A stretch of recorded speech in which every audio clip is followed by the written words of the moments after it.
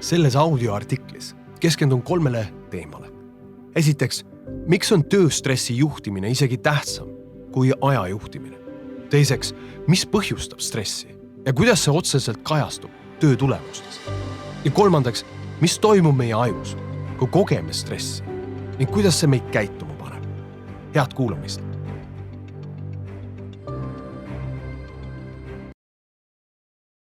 Selle audioartikliseeria esimeses osas räägin, kuidas sinu optimaalselt töötav aju mängib olulist rolli tööstressi leevendamisel. Tööstress järgneb kontrolli kadumisele. Tööstressi vältimiseks vajad sa tunnet, et sul on kontroll selle üle, mida, miks, millal, kuidas ja kellega sa teed. Seda nimetatakse ka autonoomia kogemuseks. Tuleb välja, et just autonoomia vähesust peetakse üheks tööstressi peamiseks allikaks. Turuolukorras, kus vaid vähesed saavad lubada talentide lahkumist, on juhtidel oluline mõista, et kui 44% naistest ja 36% meestest märgib peamiseks töölt lahkumise põhjuseks tööstressi, ei ole stress miski, millesse kergelt suhtuda. Ma arvan isegi, et tööstressi juhtimine on aja juhtimisest tähtsam. Uuringufirma Gallup 15-aastasele maailma elanikkonna emotsioone analüüsivale andmebaasile tuginedes kogesid inimesed viimasel 2 aastal rohkem tööstressi kui ühelgi varasemal aastal. Tööstressi kogev töötaja võtab aastas keskmiselt 15 haiguspäeva rohkem kui tema kolleegid. Matemaatika on karm. Kui organisatsioonis töötab vähemalt 50 inimest ja neist 80% kogeb erinevatel põhjustel stressi, teeb see kokku 650 kaotatud tööpäeva või 5200 kaotatud töötundi. Kui inimeste arv on aga 200, siis on kaotatud tundide hulk aastas juba üle 20 000. Neid numbreid nähes on selge, et ei piisa vaid infost, kuidas juhtida aega, vaid tuleb rääkida sellest, kuidas juhtida stressi. Autonoomia vähenemist juhtide, väikeäri omanike ja nende meeskondade töös mõjutavad peamiselt tegurid nagu ebapiisav pauside hulk päevas, ebarealistlikud tähtajad, pidev ja lõputuna tunduv töökoorem, ületöö, vastutus ilma sõnaõiguseta, võimaluste puudumine kasutada oma oskusi ja andeid, tunnustuse täielik puudumine, info sulg, paindumatud, kuid mitte põhjendatud eeskirjad ja regulatsioonid, otsustesse mitte kaasamine, vastuolulised tööülesanded, halvad suhted kolleegidega, soosikute olemasolu meeskonnas, võimaluse puudumine suhelda kolleegidega töövälistel teemadel ja igasugune muu diskrimineeriv käitumine. Paljud selles nimekirjas välja toodud punktid puudutasid COVID-19 ajal otseselt 100 000 inimesi Eestis. Gallup avaldas hiljuti ka uuringu, millest selgus, et kui enne COVID-19 kogesid meessoost ja naissoost väikeäride omanikud tööstressi võrdselt, see tähendab umbes 35 ja 33%, siis COVID-19 järgselt on see vahe märkimisväärselt suurenenud naiste kahjuks, ehk siis meeste puhul 47% ja naiste puhul 60%. Tööstressi põhjused on erinevad ja kaadri voolavusega seotud kulud suured, kuid kuna tööstressi peamiseks allikaks on vähenenud kontrollitunne, siis samas ka ühed ennetatavamad. Kuid juhtidel, kes on ise emotsionaalselt madalseisus, on seda keeruline teha.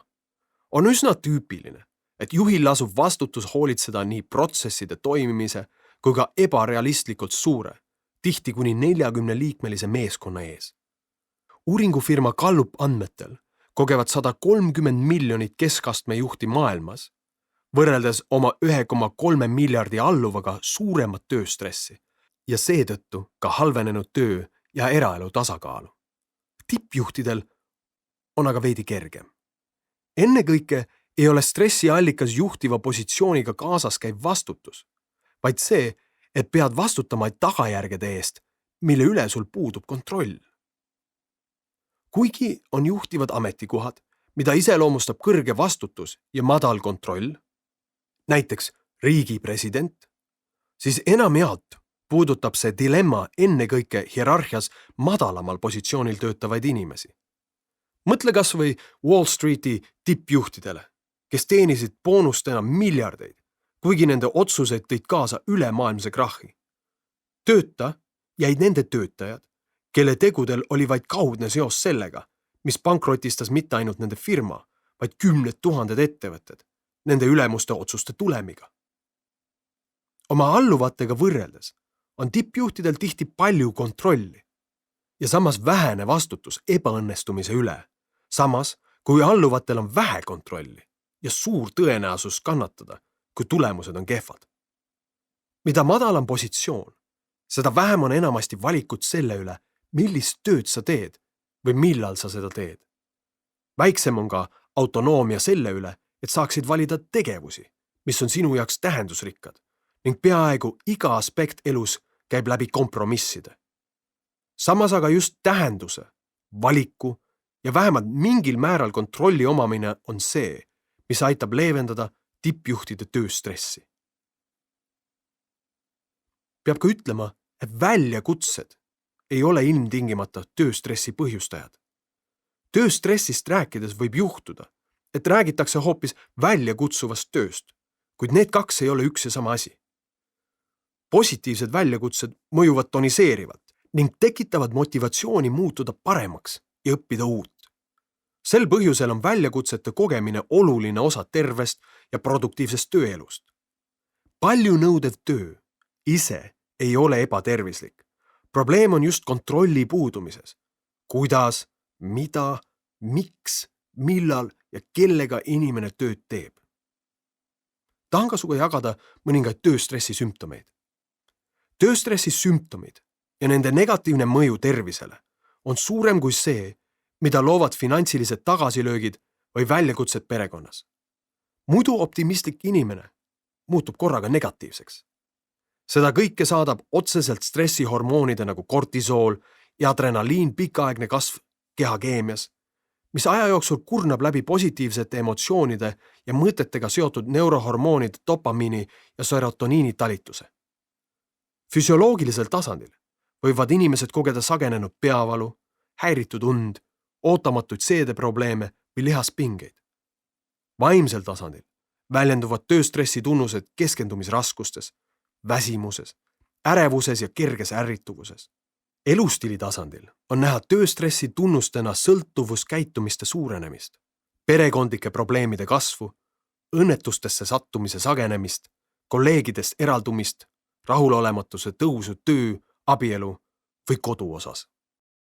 Piltlikult öeldes on tööstress justkui ühe aju võitlus teise ajuga. Mida ma mõtlen sellega? Tööstressis inimene viibib justkui pidevas võitle-põgene režiimis, mis väljendub hapniku ja verevarustuse vähenemisena aju otsmiku sagaras. Kujutle seda nii. Ennekõike on inimene loom. See osa ajust, mis teeb meist inimese, meie otsmiku sagar, on oma evolutsiooniliselt arengult umbes 2 miljonit aastat vana. See, mis teeb meist looma, reptiiliaju ja limbiline süsteem vähemalt 200 miljonit aastat. Võrdleme seda iPhone'i arenguga. iPhone tuli turule aastal 2009. Selle audioartikli kirjutamise hetkel aastal 2021 on väljas iPhone 12. Vaid natuke rohkem kui 10 aastaga on toimunud märgatav kvalitatiivne hüpe selles, mida see väike asi taskus teha suudab. Nüüd mõtle, mida suudab tootearenduse mõttes teha seade nimega rooma ja aju, mille evolutsioon on olnud mitte 10, vaid 200 miljonit aastat.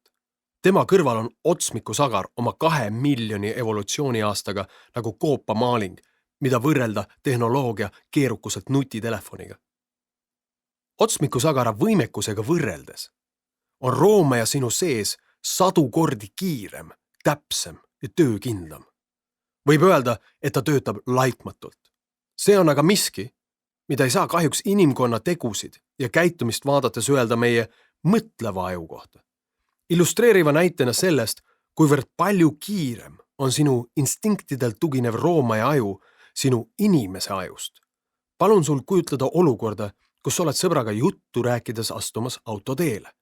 Sekund hiljem möörgab su kõrvus autosignaal ja su keha hüppab sõpra haarates välgukiiruselt sammu tagasi. Auto vuhiseb mööda. Süda puperdab, pilk on terav, hingamine on oluliselt kiirem kui varem ja alles mõne sekundi pärast jõuab kohale, kui napikas see olukord päriselt oli. Järgneb pingelangus. Võib olla isegi pisarad. Võimalik, et 11 ohkab tugevasti ja mõlemad hakkate naerma. Kusjuures see kõik juhtub automaatselt, sujuvalt, iseenesest ja ei allu mitte kuidagi teadlikule kontrollile. Teisisõnu, sa ei pidanud midagi mõtlema, et ennast ja oma sõpra päästa, muuta oma hingamist või pumbata verd otsustavaks tagasihüppeks oma seedeelundkonnast pindmistesse lihastesse. Kõik toimus automaatselt, ilma et sa oleksid jõudnud üldse midagi mõtlema hakata. Mõtlemine võib tappa. No kujutle, kui aju toimiks vastupidi, et mõtlemine eelneks tegutsemisele. Sa astud sõbraga auto teele ja su peas hakkaks huvitav. Kas see heli on suure või väikese autosignaal? Huvitav, kui kaugel auto küll minust on? Ei tea, kas peaks korra vaatama. Kas jookseks edasi või hüppaks tagasi? Äkki auto jääb lihtsalt seisma, aga äkki ei jää. Kas ma peaksin ostma endale uue auto? Ilmselt ei oleks sa koha peal oma mõtetega nii kaugele jõudnudki. Pauk oleks varem ära käinud. Mõtted, mida toodab otsmikusagar, on lihtsalt üle 200 korra aeglasemad kui instinktid, mis pärinevad sinu roomaja ajust. 2 miljonit aastat tootearendust ei saa kuidagi 200 miljoni aasta vastu, sest elus on olukordi, kus on kasulik enne tegutseda ja alles seejärel mõelda. Ja vastupidi, elus on ka olukordi, kus on kasulik enne tegutsemist hoopis mõelda. Kuid sellel kõigel on selge pahupool. Tööstressi kogedes tegutseme pahatihti siis, kui tegelikult oleks vaja hoopis mõelda. Enamik meist on öelnud vihahoos midagi mõtlematut ja pidanud hiljem vabandama. Kordan seda uuesti. Enamik meist on öelnud vihahoos midagi mõtlematut ja pidanud hiljem vabandama. Kuidas aga on võimalik öelda asju, mida me ei mõtle? Absoluutselt kõik on seda teinud, kusjuures ka kõige ratsionaalsemad ja targemad. Igaüks on pidanud vabandama ja ütlema, anna andeks, ma ei mõelnud seda tegelikult nii. Täielik vale. Tõde on, et mõtlesid küll nii. Lihtsalt vahepeal on mõtted muutunud. Mis toimub? Kuna sisalik sinu ajus on 100 kordi kiirem kui otsmikusagar, siis stressis aju seisukohast väljendub see hapniku ja verevarustuse liikumisena otsmikusagarast roomaja aiu, jättes sinu otsmikusagara kuivale.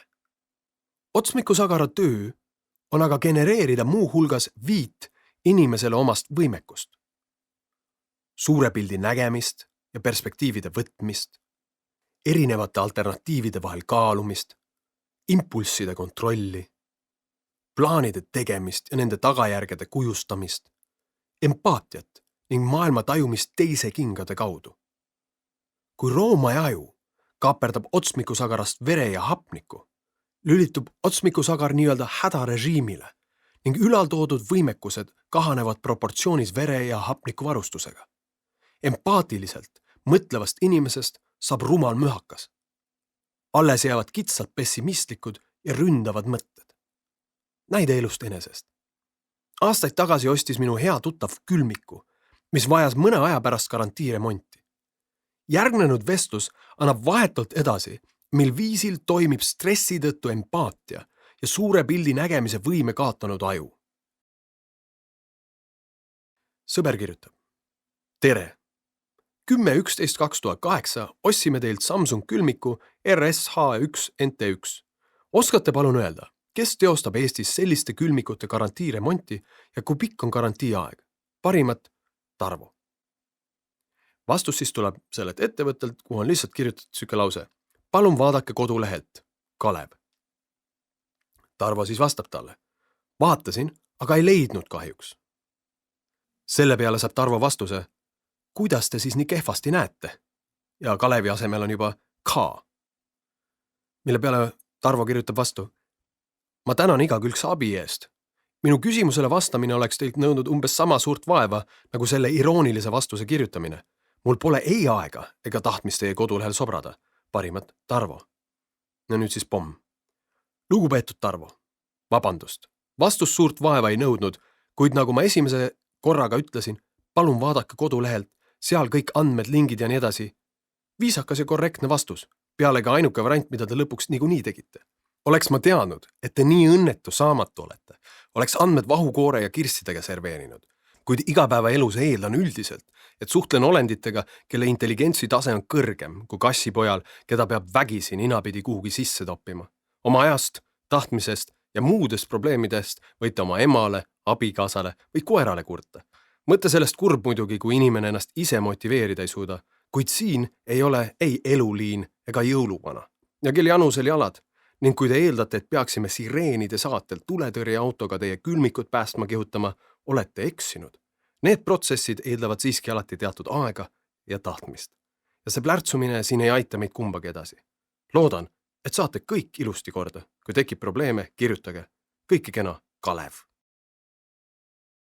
Ehk mis on selle loo moraal? Stressi ajendil. Ütled sa nii nagu ka Kalev, just seda, mida sa sellel hetkel päriselt mõtled.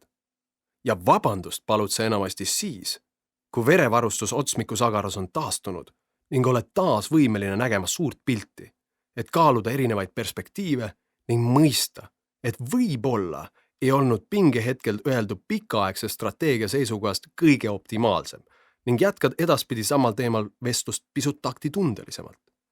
Just sel põhjusel pööran oma positiivsuse dividendid nimelisel koolitusel rõhku sellele, et kutsuda inimesi vastutama oma negatiivsete emotsioonide eest, mis ei mõju halvavalt ainult inimese enda võimekusele koostööd teha, vaid pärsivad külg külje kõrval toimivas meeskonnas kõikide potentsiaali. Aju eripäradega mitte arvestamine võrdub aja jooksul organisatsioonide jaoks kaotusena rahas, spordimeeskondadel tulemustes ja indiviididel ajas. Tööstressi tõttu hapnikuvaeguses toimiv otsmiku sagar ei pane kitsalt ja negatiivselt mõtlema ainult teistest, vaid ka iseendast. Pikaaegse stressi juures ei ole sul autonoomiat mitte ainult selle üle, mida ja kuidas sa teed, vaid lõpuks ei ole sul enam autonoomiat ka selle üle, mida sa mõtled. Kui sul ei ole rooma ja aju poolt kaaperdatud otsmiku sagara tõttu võimalik valida, mida sa mõtled, võib öelda, et oled täielikult autonoomiata. Viktor Frankl, maailmakuulus juudi päritolu neuroloog ja psühhiaater, kellel õnnestus oma perekonnas ainsana elada üle Auschwitzi õudused, kirjutab oma märgilises teoses Man's Search for Meaning järgmist. Inimeselt saab ära võtta kõik, välja arvatud tema viimase vabaduse, võimaluse valida igal hetkel oma suhtumine, sõltumata sellest, milline on olukord. See on võimas ja oluline tsitaat ning võttes aluseks konteksti, kellelt see tsitaat pärineb, tundub see justkui vaieldamatu tõde. Aga paraku on stressi kogeva aju puhul läinud meilt ka see viimane vabadus. Vabadus valida oma suhtumine. Selleks, et püsiks vabadus, millest Frankl kirjutab, peab sul alles olema vabadus selle üle, mida sa mõtled. Ja sellest, kuidas see vabadus tagasi võita ja mõelda ja teha, mida sa tahad, mitte mida geenid ette määravad. Räägingi audioartikliseeria järgmises osas, mis kannab pealkirja Tööstress ja sellega toimetulek, mis on edu võti. Ma loodan siiralt, et selle audioartikli kuulamine oli sinu jaoks väärtuslik aeg. Ja kui see nii oli, siis kutsun sind ka kuulama minu täispikka audioraamatut Ratsionaalne emotsionaalsus, tugevad tulemused pehmetest tegudest, mille info ja lingi leiad minu kodulehelt alarojastu.com.